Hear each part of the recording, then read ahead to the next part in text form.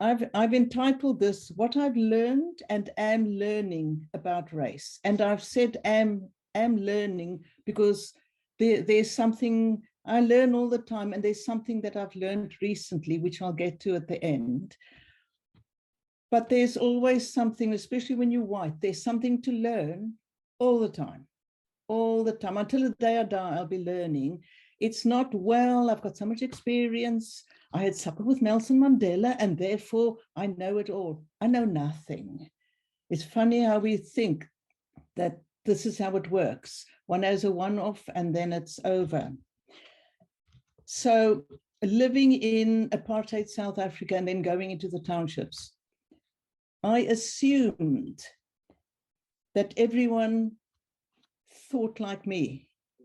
My thinking was the only way. We all think the same. I think we all of us on the Zoom need to stop and think. We don't think the same even as our own church people. We each have our own way of thinking. But I thought everyone thought like me. And I thought that everyone saw me as I see me. But I went into the townships, and today I'm talking about myself because it's easier for me to put the onus on me, and then you pick up along the way what needs to be picked up, rather than me saying you should. Yeah. And so in the townships, I made friends. And when I, about 6 months in, I had a good group of friends and we had good laughs together and so on. And then one day I said to them, how do I come across to you when I come into the township? And I thought that they would say, oh, you are so brave. Because of course it was during the time of apartheid, we're talking security police, detention without trial, terrible times. And I'd sneaked in and was breaking the law by being in the township.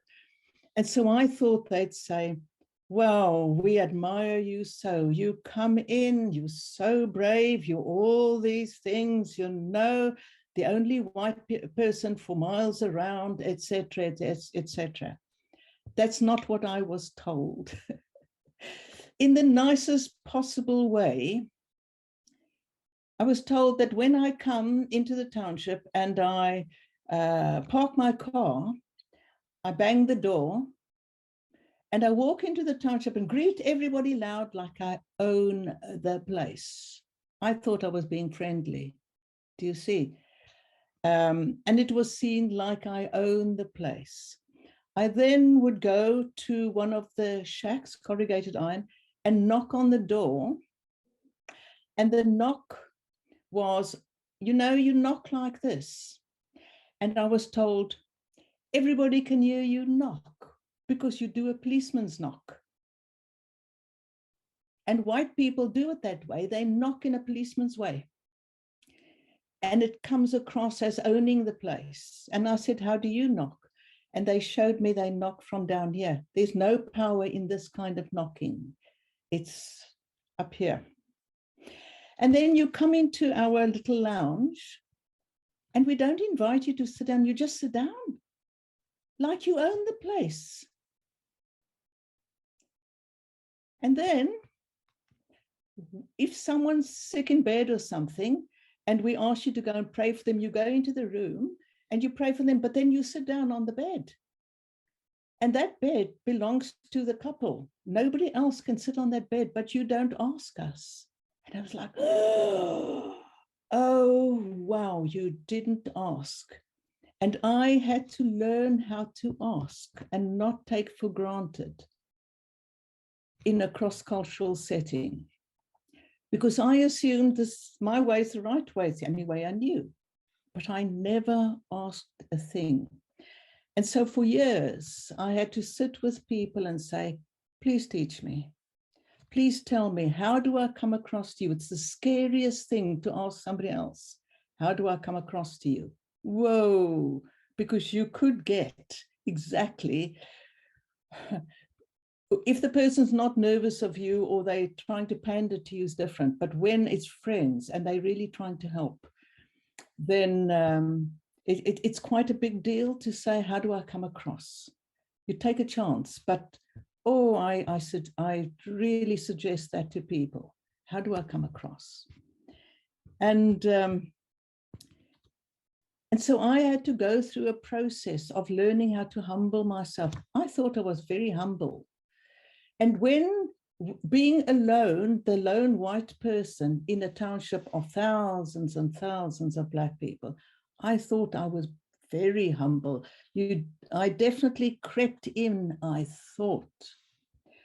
But it wasn't about acting humble. It's something inside myself that needed to change, that needed to be, and I didn't know how to change it. And that's why I had to ask for help, but not, please, Black people, come and help me. I'm the white person, you must help me. It was, please, I need help.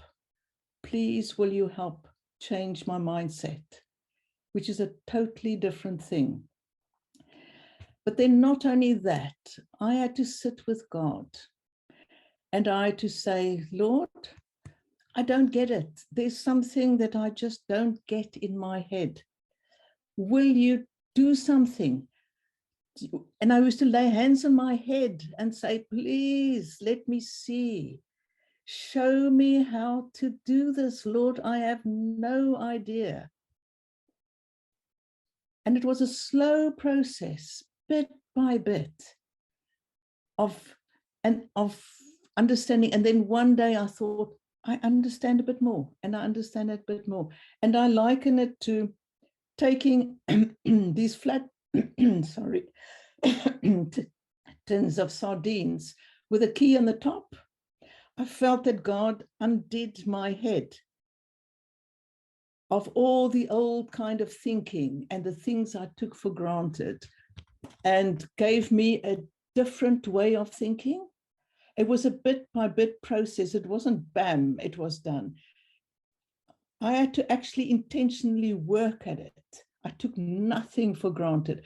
I questioned myself in everything I said. Even this paper I'm doing today, and especially the last bit, I have run it past Black people to see, is it okay if I say this? I take nothing for granted because I know my weaknesses as a white person. So I had to humble myself over and over and learn how to shrink myself. And that's not, oh, I became all small. No, I did powerful things in the township. And I have a friend from South Africa, Siviwe Menu online, and he knows I did powerful things there. So it wasn't about losing power and that silly scraping humility. This was something that God had to do and is still doing inside me. It's an ongoing thing forever. You see, because I have Black friends, I read lots of books. You name the book, I've read it on race. And I speak on the subject and I answer lots of questions and so on. That doesn't make me get it.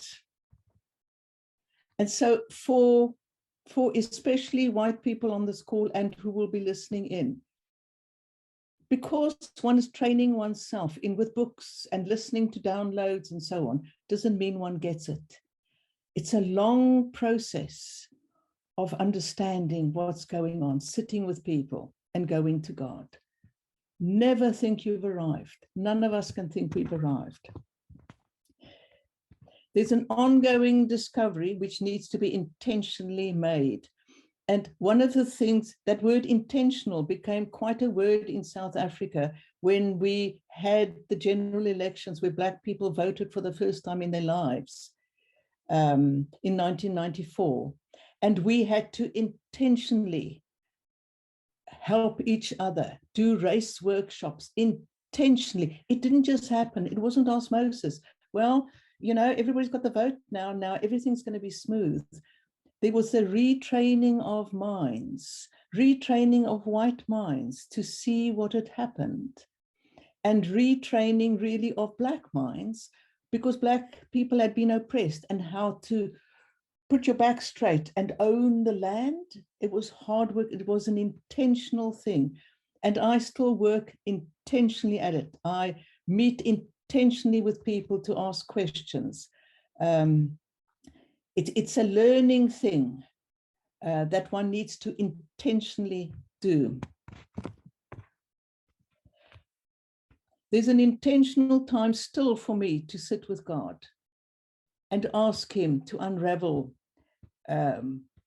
my head in all this, and for him to open my eyes and my mind, because now we're on this reconciled church thing, and we go away for 2 days once a year with people, and it's like a Lord help, as a white person going into majority black meeting is huge. It is huge, because one, I just know when I'm in those settings that I know nothing.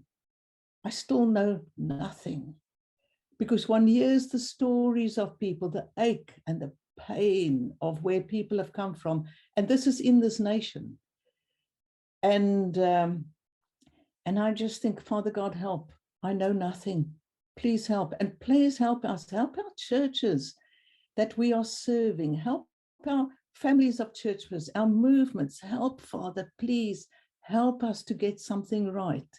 Because to hear of, there was one thing to be in the townships and it was all pain and to deal with it, but then to sit in the Western world in England and hear the pain here is like, whew, it is so huge.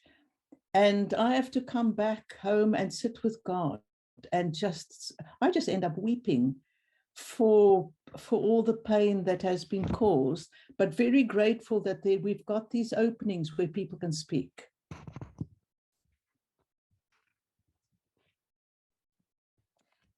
I think one of the big things that I had to discover is that I'm white. It's a color. You see, as white people, we don't really think of ourselves as a color. We don't even think of ourselves as white. I know it never entered my mind, and I don't think I've questioned white people all over. It doesn't enter our minds that we are white. We've owned the world for so long that we can go through airports and it's fine, and we can walk in shops and nobody follows us, nobody gets off the pavement when they see us coming, because we're white, we own the world. And I remember bringing people from the townships to our Bible weeks that we used to have in England, and I would have to say to them, now when we get to Heathrow, I will get through. Even though I've got a South African passport, I will get through, but you're going to be stopped. And they were stopped every single time because they're black. We had the same passports. And it's the realization that this is happening, in South Africa, but it's here, it's in the world. It just is, it hangs in the world, how we see people. And so I had to become aware, and on a daily basis, I am aware I'm white. So what I say matters. I've got to watch my words. It matters how I address people. When I speak in churches, it matters. When I was in Cape Town, and say I spoke to a bunch of white people, I had to picture that there was people of color sitting there, so that I could train my mind to watch how I speak. Because when white people get together, they speak in one way. And when they have got people of color there, it's a whole different ball game. So I had to train myself to imagine that somebody of another race group is sitting there, and how accountable am I to this person? How accountable am I with my speaking? It's shocking, eh? Sorry I'm saying all this to you, but I've had to think through, what did I do? And so hard work, hard. I policed myself all the time, and I still do, because I don't trust myself. Even though I'm well trained, I'm white. And the majority of people around me are white, so I've got to watch it all the time. So when I was in Cape Town and we did race workshops in our church, I remember one Saturday inviting some white elders and some black elders. And my friend Saviwe would have been there, I reckon. And we had an open mic, and I just threw out some questions, sat back and let people go to the microphone to answer. And one of the things that really shook me and helped me was I had a wonderful black young man go to the microphone. And with tears in his eyes, he said, "Do you know, every morning when I shave and look in the mirror, I know I'm black. And I wonder who's going to harm me today, who's going to stop me in the shop or look at me negative or say something." And he turned to the white men and he said, "How many of you know on a daily basis when you shave or whatever that you are white? How many of you have even thought about it?" Well, it shook me to the core of my being, because that's very real. I've just never forgotten it because it's so real.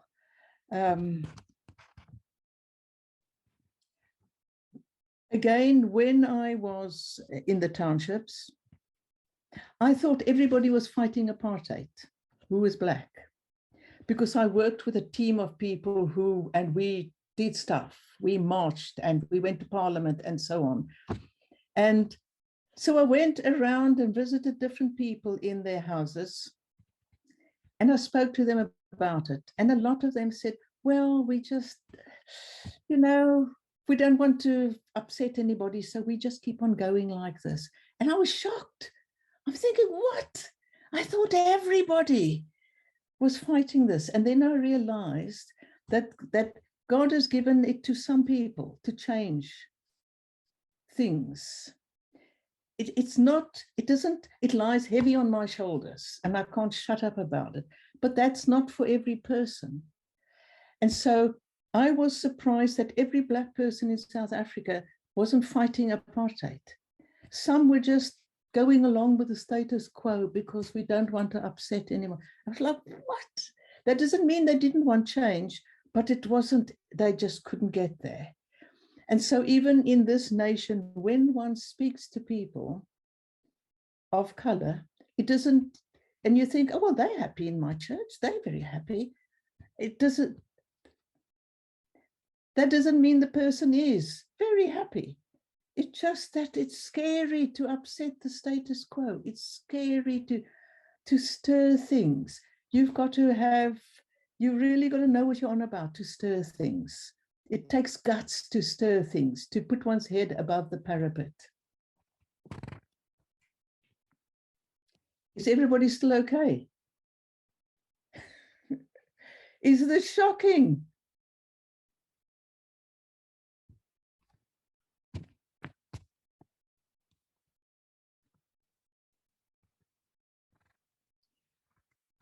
So recently, what have I learned? I was on a panel for church planting and so on, and we were speaking about church planting all over the world. And part of that was about race also. And I was on the panel with 3 other people of color. And I don't think everybody on this call is New Frontiers, but yeah, and that's okay. I was speaking for, it was one of ours. A question was asked by the host: has our family of churches, New Frontiers, how quick have they been? Have they been quick enough to talk about race? And everybody was quiet. And so I put my head above the parapet. I'm so stupid, And I said, oh no, it's been so slow. It's been so slow. It's 2023.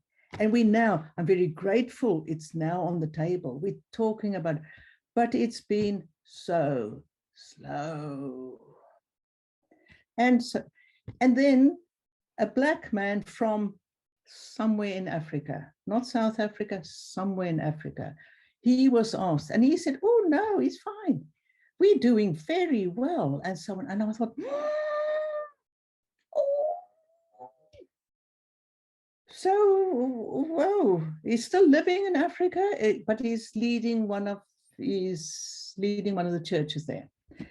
And I thought, oh my word, this is something that I have to think about. But then a few Saturdays ago, a white English elder and a black African elder who came over for a conference, came to visit me for a day here in Cambridge. And the white elder and I eventually were talking about race, and he was so chuffed that his church had become so multicultural, and we were talking about it. And I saw the African man kept on looking at us from one to the other. And I thought, I must clock this. There's something going on here. And eventually, this friend of mine from Africa, he said, oh, wow, this is all very interesting. I'm also learning things now. Because he said, and he reminded me, one day he came from up Africa to Cape Town, and he went into the townships with me. And he said, and we had just had the elections, we'd just come through not come through apartheid, but a change had come. And so he said, the way the black people of the townships addressed me wasn't the way he would address me, because I was just me, another person. But our black people had more deference, more aware, because apartheid did that to black people, made them very aware and more like a very cautious kind of thing. And I then realized that when I first went up Africa from South Africa, I was shocked to find free black people who know who they are, because colonialism had been broken for so long and people had freedom. They ruled the nation. They're just people. And I had to weep because I realized that South African, our black people, still needed to get there, because apartheid had only just been broken. But it gave me great hope that change would come, because I saw it in West Africa and East Africa and so on, this confidence in who people are. And they treated me like an equal, normal, which was such a relief. And I didn't even know I wasn't being treated as normal until I left my own nation and saw what normal looks like between white and black. And it was so exciting. And so I realized then what was going on. You see, when my friends come from somewhere in Africa, they come with a confidence. They come to our conferences and they brought over as visiting speakers, so I was treated with great respect, great everything. It is wonderful. They're taken around, they do all these things. But it's when people come from another nation to live in this nation that they come across the racism. So the person from Africa on the panel who said, no, he finds it fine, New Frontiers was doing fine. He was speaking from his perspective of coming in as one of what I call the big shots coming in, who is treated well. And then he goes home. But when people come to live here, it's a totally different thing. And so I'm sorry that my friend Joseph isn't online now. Joseph is Ghanaian. He's on our core team. But I'm not sorry he's not here because his wife is having a baby today. So how can I be sorry? But I asked him, can I mention him by name? Because I checked this with him. And I said, Joseph, when you were in Ghana, were you just a man? He said, I was just a man. I was a man. He wasn't even a black man. He was it was a man because Ghana is black. But when he came to the UK, he suddenly realized, I'm a black man here. And everything changed. And he said, and he chuckled as he told me this, he had to go and sit with a white man and tell him and say, what goes on here? What is this? Because he didn't understand it. That there's an oppression that is not even, that people or white people in this nation aren't even aware of. There's just something where people are more or less put in their place without anybody meaning it even. And Joseph found this. That was like a shock to him. And I'm not going to mention the other person's name because I haven't got permission. But last year, when we went away for the 2 days, there was another black man there from Africa who now lives in the UK. Wonderful man. And he, when it was his time to give his story, he certainly told us he was quite upset and quite angry because where he came from, he was just a man. And now he's a black man and must watch where he goes and how he speaks and so on. And I mean, these are big things. These are things we need to hear and listen to and learn from. And I'm sorry that I'm the one to say all this, but if not me, who else? And this, why I'm telling you what I'm learning, this I'm only learning now. So we've got to watch how we ask people, say as white people, we go to somebody who's of another color from another nation where it's majority black. And I'm not talking about South Africa, because South Africa is still needing to work through stuff. I'm talking about years ago being set free. And we say, do you think we come across racist? They could say, no, not at all, because they don't live here. Do you see? It's I'm quite shocked that I've just learned this now, like, oh, and I needed to pass it by 2 people of color. Can I say these things? And both of them said, yes, please say them, so that we know who to ask and what to ask and where to ask and not assume. And so in South Africa, though it is majority black, there is still racism.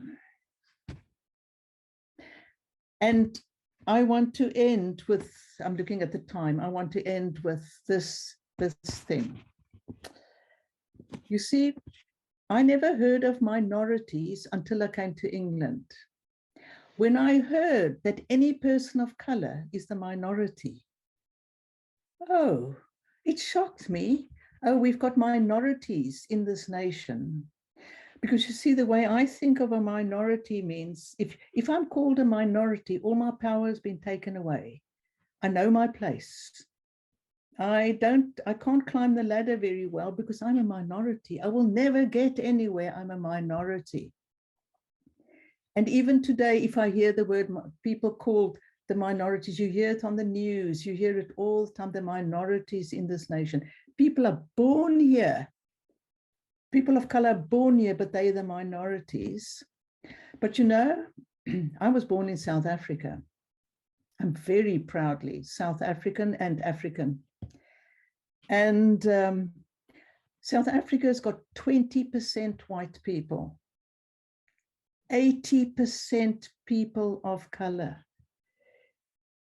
And I've never been called a minority. White South Africans are, or anybody who goes to live in South Africa as a white person, is never called a minority. Isn't that telling? Isn't that shocking? And I had to come to this nation to hear about minorities. Before it hit me, I've never been called a minority. And yet, white people are the minority. And therefore, I think as church, there's a, never mind what the governments are doing and the minority word, there's a thinking in our minds that we've got to get out of, that there are minorities in this nation. We are people. We are people loved by God. We are church people. We are the answer. The church is the answer. We've got to get these things right. And therefore, my passion for the church to get it and be the model to the world on how we, especially in cross-cultural nation like England or America for that matter, but we in England, to get something right here, for South Africa to get something right, to model something. How will they know that you, my disciples, when you love one another? With this unity, God commands a blessing. And our nations need a blessing. And so I just bring this to you. And, you know, I actually feel quite emotional from having to bring this to you. And so please forgive me. And anybody who's going to listen to this recording, please forgive me if I've upset you. No, if I've upset you, well, if you found me offensive, I'm sorry to offend. If I upset you, I'm not particularly sorry, because we need to learn. There's things that we need to learn. So I apologize for offending. But then as Christians, the Bible says we should not carry offense. And therefore, you've got to forgive me and go to God and say, please sort my brains out. We need our brains sorting out. And so I bring this to you.